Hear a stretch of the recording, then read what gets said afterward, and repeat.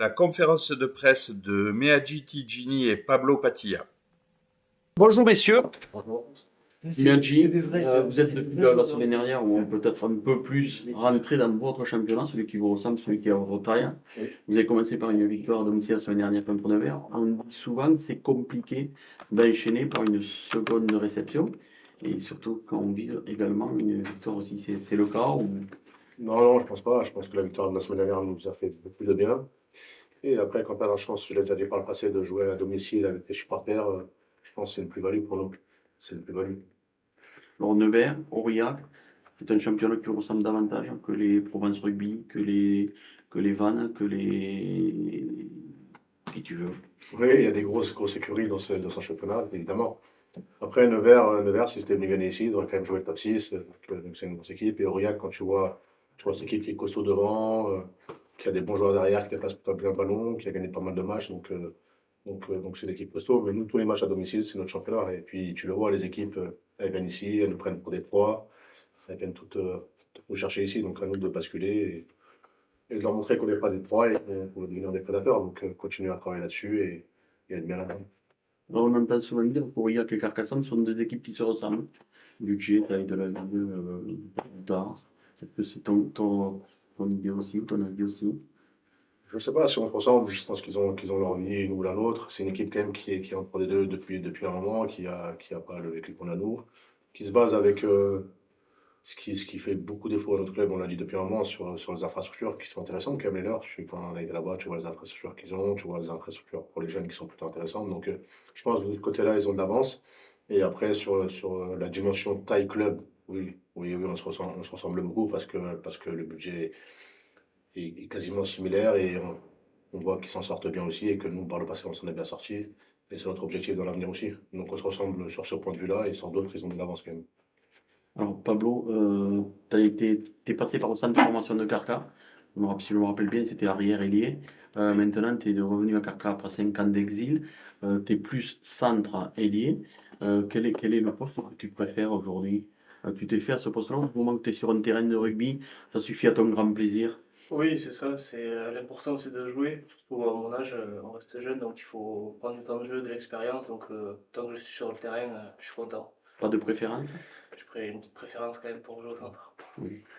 Et un poste pour lequel tu n'as pas été formé, puisqu'au début, tu étais arrière-ailier. Oui, c'est ça. Et ça, tu es devenu centre après. Je crois que c'est Tiusbourg qui t'a repositionné, c'est ça? C'est ça. C'est ça, C'est ça. tu m'avais Et, dit. pour l'anecdote, Mémé au CDF, quand j'étais là, il m'a dit que si un jour je voulais jouer plus haut, donc en pro, il fallait que je passe au centre.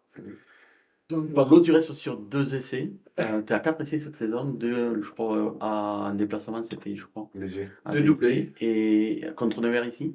C'est important pour un joueur de rugby de performer, de marquer, ou que ce soit les autres qui marquent, c'est la même chose pour toi. Bah, faire marquer, c'est deux choses différentes, mais les deux sont très plaisantes. Et puis, pour une conséquence d'un collectif, un essai, donc que ce soit moi ou les autres qui marquent, pour moi, je suis content. Après, quand c'est personnel, c'est un essai personnel, je suis content aussi. Mais bon, Tu es doublement content. voilà, c'est ça. Je dirais que ça a un peu la même saveur, mais sur les stats, quand on marque, c'est quand même bien. Alors, mais justement, par rapport au poste de Pablo Patilla, si on regarde un petit peu, le poste d'ailier qu'il occupe actuellement, c'est un poste où vous avez, entre guillemets, le plus de difficultés. Alors, je m'explique, hein. C'est le poste où vous avez essayé le plus de combinaisons. Vous en avez 8 combinaisons depuis le début de la saison. Et ça évolue encore. Alors, la combinaison qui a le plus duré, c'était Paul Gadea, William Tituli. Et aujourd'hui, on en est à Lilian Pichon et Pablo Patilla. Demain, ça va en être une autre, je suppose. Comment tu l'expliques que le poste d'ailier, vous avez un peu plus de mal, même si vous voulez tourner et intéresser tout le monde, hein, je le comprends bien, mais il y a moins de cohérence ou de suivi. Ouais, il y a moins de stabilité, on va dire. Après, ce poste est aussi dû aux formes du moment. Si tu prends Lyon, il était blessé en début d'année, c'est revenu, il joue. Là, il se blesse. T'as Billy qui avait un pic de forme en début d'année qui était plutôt intéressant, qui en ce moment a besoin de se recharger et travailler. Donc c'est plutôt ça. Et aux équipes que tu joues, il y a des équipes, tu sais, sous la pluie, tu as certains profils à mettre. Et sous le soleil, tu as d'autres profils. Donc c'est la chance qu'on a, c'est qu'on a plusieurs profils différents qui pour l'instant ne sont pas, on va dire, en forme tous en même temps. Donc ça facilite sur les choix du coach aussi, hein. Mais on aimerait les avoir tous en forme en même temps. Et après on essaye de trouver la meilleure rythmique pour l'équipe. Et pour l'instant, on est encore dans faire jouer un peu tout le monde et voir qui tire son épingle du jeu, oui. Donc, ça veut dire que personne est au-dessus de Pour l'instant, non. Pour l'instant, Ouais, ce t'as- poste-là, je pense que personne encore a pris au-dessus, même s'il y en a qui t'apportent des garanties. Tu vois, un Paul qui a été à l'aile t'a apporté des garanties sur son jeu offensif. Un Pablo, quand il est à l'aile, t'apporte une plus-value aussi sur sa capacité à aller vite, à jouer au pied. Donc, tu as des profils différents. Sur Vili, sur le jeu haut. Donc, on a des mecs qui t'apportent des garanties sur certains jeux, mais pas sur une continuité pour l'instant. Je pense qu'ils doivent, ils doivent avoir faim d'aller chercher ce poste-là, parce que c'est le poste à aller chercher pour l'instant. Alors, tu parlais que certains profils peuvent jouer sous la pluie, d'autres sous le soleil. Et c'est-à-dire que certains puissent apporter des lunettes noires et d'autres les bonnets, c'est ça? Ouais, C'est ça, je viens de comprendre, c'est un peu le résumé? tu le sais, moi, quand souvent on te catalogue entre guillemets, tu vois, quand t'es gros, tu vas jouer dans un poste. Non, mais c'est un des profils, c'est comme ça, tu as des profils je dirais, plus de jeu, de jeu que tu veux mettre en place en fonction de l'équipe adverse, plus que de temps. Donc, tu as des fois où tu as besoin de chasser. Quand tu chasses, il faut des mecs qui cognent en dessous plus que des mecs qui jouent des duels. Donc, tu mets des profils en fonction. Et tu le vois à tous les niveaux, tu le vois en top 14, en équipe de France, en fonction des matchs, tu le vois avec Olivon et tu le vois ensuite avec Meafou. En fonction des matchs, tu mets des mecs et je pense que nous, on est plutôt là-dedans. En fonction de l'équipe qu'on joue, on essaie de mettre l'équipe la plus adéquate et le joueur le plus adéquat pour les mettre en difficulté. Pablo, t'as marqué, le dernier essai que tu as marqué, c'est un essai pratiquement de 90 mètres.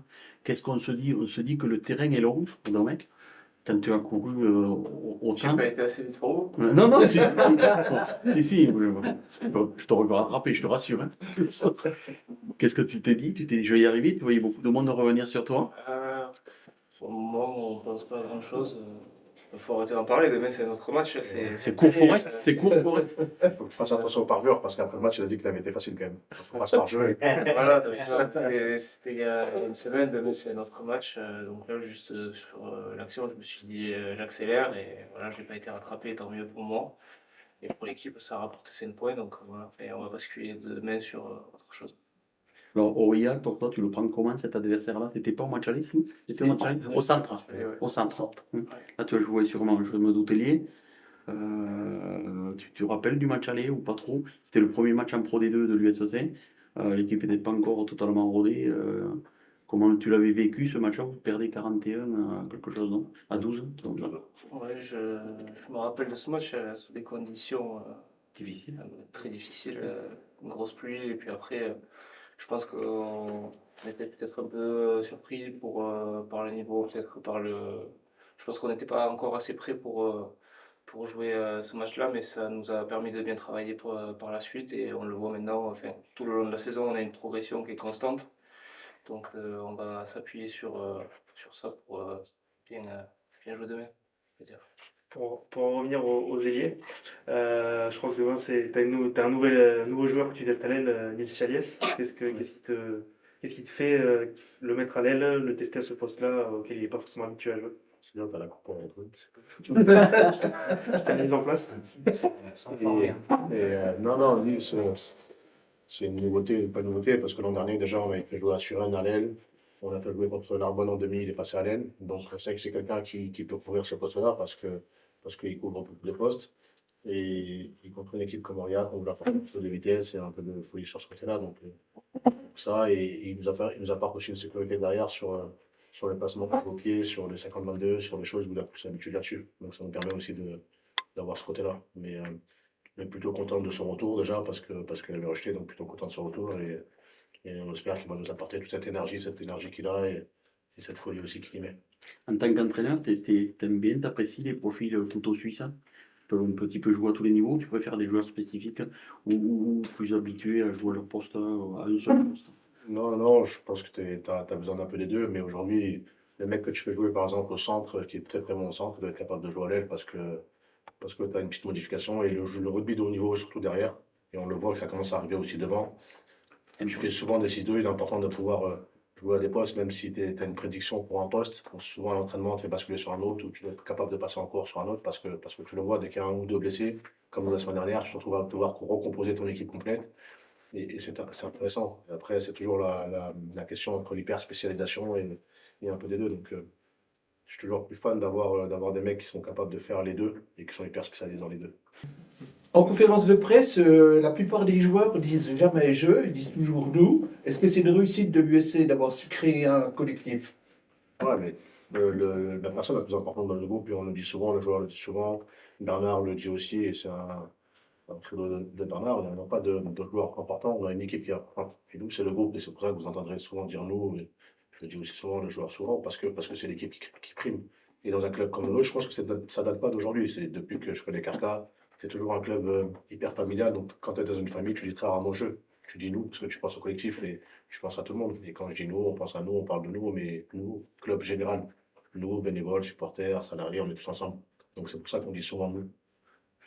Pablo, vous étiez annoncé comme favori à la descente cette année. C'est un parcours compliqué. Vous êtes toujours englué dans ce projet maintien. Est-ce que c'est compliqué de faire toute une saison avec ce truc derrière la tête en se disant, tiens, on a le couteau posé sur la gorge, on va jouer le maintien toute la saison. Est-ce que ça met de la pression ou au contraire, ça motive pour jouer? Ouais, c'est hyper motivant, mais au début de saison, tant que la saison n'a pas commencé, on ne sait pas qui va jouer le maintien. On a toujours des idées, forcément. Il y a des favoris à la descente, à la montée, un peu partout. Mais là, nous, dans notre situation, on se concentre sur nous-mêmes, sur les matchs qui arrivent. Et on pense vraiment. Je crois pas que le groupe ait eu trop cette impression de jouer avec une épée de Damoclès sur la tête. On sait qu'il y a des matchs qui ont coûté cher, on sait qu'il y a des matchs qui sont importants. Mais je pense pas que le groupe ait eu cette pression de jouer toute la saison en disant on va jouer le maintien et tout. On s'est concentré sur nous et pas sur ce qui a pu se dire dans la presse ou ce qui a pu se dire à l'extérieur. Au niveau du maintien, justement, vous savez que vous devez faire normalement sans faute à la maison. Est-ce que c'est un objectif prioritaire avant d'aller voir ailleurs, à l'extérieur? On ira batailler partout. Ça, c'est sûr, que ce soit à la maison ou que ce soit à l'extérieur, on ira batailler partout. Si on peut prendre des points partout, 1, 2 ou 4, on prendra tous les points qu'on aura à prendre. Ok. Merci, messieurs. Voilà.